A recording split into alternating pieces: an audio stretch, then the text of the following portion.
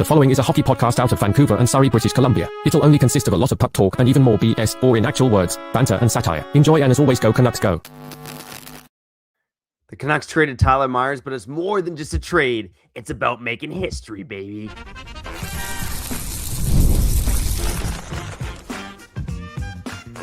You're Locked On Canucks, your daily podcast on the Vancouver Canucks. Part of the Locked On Podcast Network, your team every day. They did it. It finally happened. The Canucks trade Tyler Myers. Let's talk about it quickly here on Locked On Canucks. My name is Trevor Beggs, sports reporter for Daily Hive, Vancouver. And the saga finally comes to an end.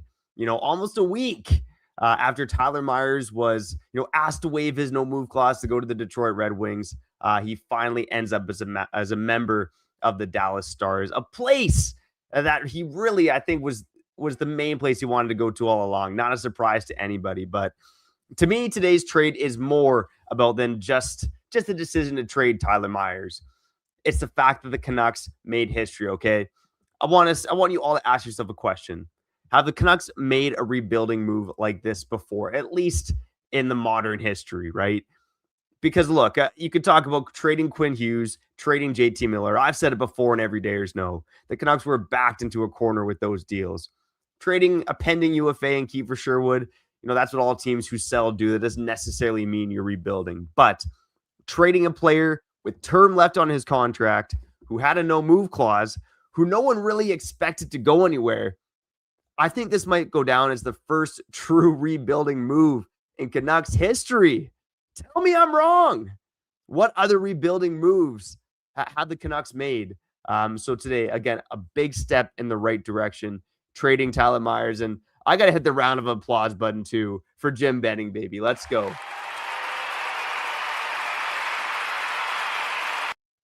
Thank you, Jim. Thank you. I hope Jim Benning wakes up this morning and pours himself a little whiskey, all right? A little Bailey's and coffee, if you will.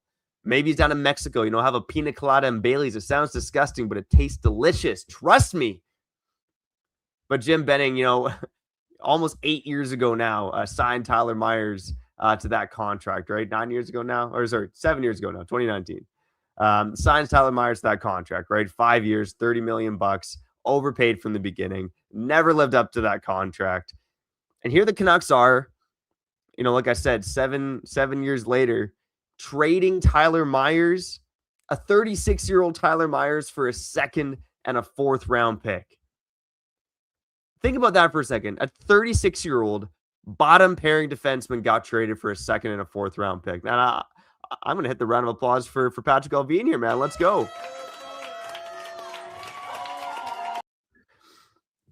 Look, I think Patrick Allvin, this is a pretty easy win for Patrick Allvin, Jim Rutherford, and the Vancouver Canucks. And not to say that they, all the past mistakes are rectified because they traded Tyler Myers. And look, there's certainly teams around the NHL that place a premium on big, heavy defensemen who can play physical hockey, especially when it comes to playing in the playoffs. But again, Tyler Myers, he's the 12th oldest defenseman in the NHL right now. One of the oldest players in the league. In terms of regular blue liners, he's probably more like 10th when you look at the list. But again, the fact that you're able to turn Tyler Myers, a bottom pairing defenseman, into a second and a fourth round pick, that's a really nice piece of work by Patrick Allvin and company. And again, might be the first true rebuilding move in Canucks history. Trading a veteran with term. And again, we've been waiting for the rebuild for a long time in Vancouver. Hardcore Canuck fans know. Even I think some casual Canuck fans know. Again, 55 years, we've never seen a rebuild. And today you get the first rebuilding move in Canucks history. So that's worth celebrating right there. Amidst all the chaos, all the drama, all the negativity on the ice, the fact that this team is finally going down a rebuilding avenue is a huge, huge win for this organization. And look, up until this morning, really the talk about the rebuild was all lip service, right? You knew they had to trade Kiefer Sherwood. The fact that he was going to command a raise from 1.5 to now we know $5.75 million. Shout out to Kiefer Sherwood, baby. Getting the bag from the San Jose Sharks this morning, 5-year deal, $5.75 million per. So happy for Kiefer Sherwood. But you knew that they had to make that move. right? And like I said earlier, you had to trade Quinn, you had to trade JT based on the circumstances, based on the fact they didn't want to be here. But the fact that they asked Myers, a guy who wanted to stay, to waive and get out of here, the fact that he's got term on his contract, it is.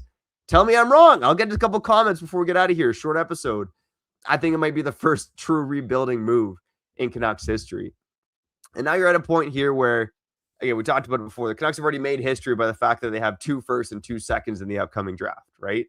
Now they have a first and 2 more seconds in the 2027 draft. So 7 picks in the first 2 rounds over the next 2 drafts.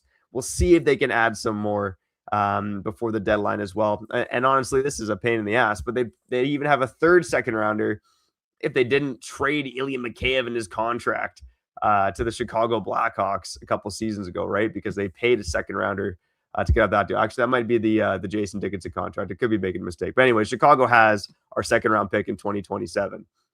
So it could even be better for the Canucks. But, like I said, this is the fact that the Canucks made 1 rebuilding move today doesn't excuse all of their past mistakes. But it certainly is a step in the right direction. And again, I want to give a big thank you to Jim Benning, like I said before. Okay, let's get to a couple comments, and then we'll wrap up here. Quick episode here, talking Tyler Myers going to the Dallas Stars here on Locked On Canucks. Mike Laval, shout out to the Everydayers in the comments saying that was a good return. I hope he gets a cup in Dallas. Look, I'm cheering on Tyler Myers. Shout out to Tyler Myers and Tom Gaglardi, the dream team, okay? And again, the fact that this deal even got done between the Dallas Stars and the Vancouver Canucks, I think most fans know the history. Aquilini versus Gaglardi, fighting over the Canucks. Aquilini wins, and we know the rest is history there. And look, I was hearing last week through some other sources that, the Dallas Stars were certainly an option for Tyler Myers. They were in on Tyler Myers along with a handful of other teams. But again, the fit to me made sense all along. But again, the fact that, Tyler Myers can go win a cup in Dallas, Tom Gaglardi can win a cup in Dallas. I got to say, man, I'm happy to jump on the Dallas Stars bandwagon. Go Tyler Myers, go Tom Gaglardi, shove it up the Canucks rear end. Tyler Myers is just a good dude. Despite his flaws in the ice, he deserves a cup. And for Tom Gaglardi to stick it to the Aquilini and the Canucks, I think that would be another interesting storyline. Cheering for the BC Buds. We got a comment from, I don't know if I could say the name here, but saying, what history? We got 2 bad picks for a good player. You got to understand, Tyler Myers, a good player. He's a good dude in the locker room, but he is a bottom pairing defenseman. We just got 2 draft picks for a bottom pairing defenseman, including a 2nd round pick. And I said it earlier this week on Locked On Canucks. I'll say it again. The everydayers know it.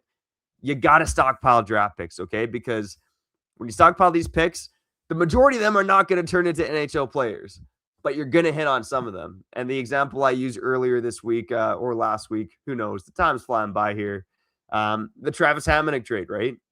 You traded Travis Hamonic, Alvin's first deadline. You got a 3rd round pick in return. Whooped you freaking do. That 3rd round pick turned into DPD, who looks like he's going to be an NHL player for a long time. And that's why you have to trade your veterans who are not going to help you win for draft picks. I don't care. I hear the excuses. What's the point of trading for a 15-year-old hockey player? Because, hey, the 4th round pick from Dallas is 2029. I mean, man, oh man, we're looking at draft eligible players. What will they be? The 2011 born player drafted in the 2029 draft. That is crazy. So yeah, a legit 15-year-old was acquired in this deal today for Tyler Myers. But you got to do it. You have to trade veterans for draft picks. It's the only way forward. It's what good teams do, and it's what the Canucks did today. Let's touch on what's next quickly before I get out of here on Locked On Canucks. Look, the Connor Garland talks seem to have stalled for now. Although other teams are in on Connor Garland. So, a lot of insiders today saying that the Connor Garland talks weren't necessarily as close as some were initially reporting. Kyle and I touched on that on yesterday's show of Locked On Canucks.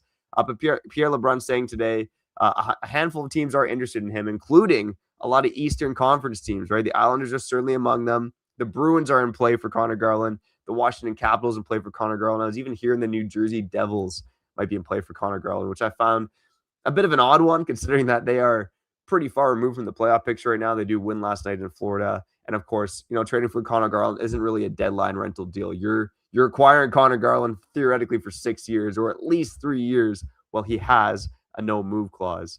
So we'll see if something transpires there.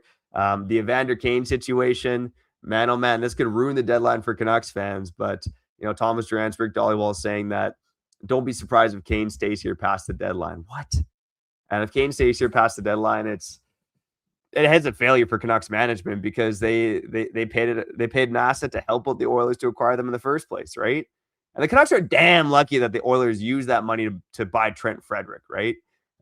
Because they could have done a lot more with the $5 million that they freed up in that deal. Instead, they give Trent Frederick the bag and he has 4 points this season or whatever the hell it is. But again, you helped out a rival in that situation.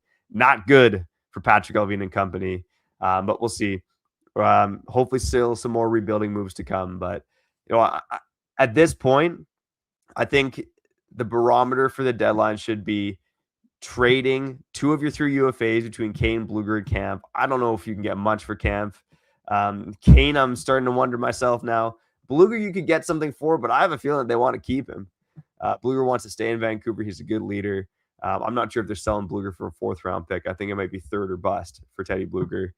And then hopefully trading a veteran with term and Connor Garland most likely to be that guy. Although Pierre LeBrun also saying today he thinks the Connor Garland trade gets done after the deadline in the offseason before July 1st. We'll see if that transpires. That would be a little disappointing, right? Again, you want to be stockpiling the assets now. Give us draft picks. Give us something to be excited about as Canucks fans, because this performance on the ice from Garland and virtually everybody else is pathetic right now. It's absolutely pathetic. And I think you try to get as many pieces out of here as long as the return is half decent. You can't trade these guys for nothing. Well, maybe you can't, some of them. I mean, Brock Besser's been just horrid, but you get my point. Trade these guys for something, reset the cupboards, start stockpiling draft picks. And hey, at least they proved to us today that they're serious about rebuilding by trading Tyler Myers. All right, let's do 2 more comments before we wrap up here. Short episode of Locked On Canucks after Tyler Myers goes to the Dallas Stars. Let's go to James Moore quickly. Shout out to James Moore. Don't Google him, or do Google him. He's a fascinating guy. He's saying keep Garland. With Myers going, we need some pros in the room. What do you feel? What do you think about that, Canucks fans? Do you think that they should keep Connor Garland as part of this team moving forward? I can see the rationale for it. My biggest issue with that is he might be one of the only tradable pieces that you have. I don't think you're getting much for DeBrusk or Besser. Maybe if you were considering trading Hronek, I would be more open to keeping Connor Garland. But it's so competitive, right? 32 teams in the league. Everyone's got picks and draft picks that they like. You look at teams like the Ducks, the Utah Mammoth. They've been stockpiling picks for years. And, after kind of 6, 7, 8 years, they're finally at least making the playoffs, but none of them are cup contenders. You need to stockpile picks and then nail those picks, right? And hanging on to vets, especially when you don't have a lot of trade assets like the Canucks, it's a recipe for disaster. As much as I like Connor Garland, I think he's shown you, and we talked about it on yesterday's episode, he's shown you that he's been relatively checked out this year, right? Especially after the Quinn Hughes trade. And I believe the guy still tries, but he's certainly lacking some extra motivation that he's shown throughout most of his time in Vancouver. And look, I know he signed the deal to stay. I think he'd be open to staying, but I also think he'd be open to a fresh start. And, you go out east, he's close to a lot of family in Massachusetts. I think it's something that could work out for both sides. All right, let's wrap up here on the Locked On Canucks. Quick episode. Got to get back to work at Daily Hive. Go check out my work on Daily Hive Vancouver. Offside is our sports department there. Kyle and I should be back later to talk more trade deadline action surrounding your Vancouver Canucks. For now, you can like and subscribe on YouTube on the podcast side. Go follow us. Leave a 5-star review. Links to join the Everydayer Club will be in the bio as well. The Everydayer Club, that's where you can listen to ad-free episodes, connect with fans, podcast hosts, and other markets, and a whole lot more. I'm Trevor Beggsy, and we'll be talking to you soon here on Locked On Canucks.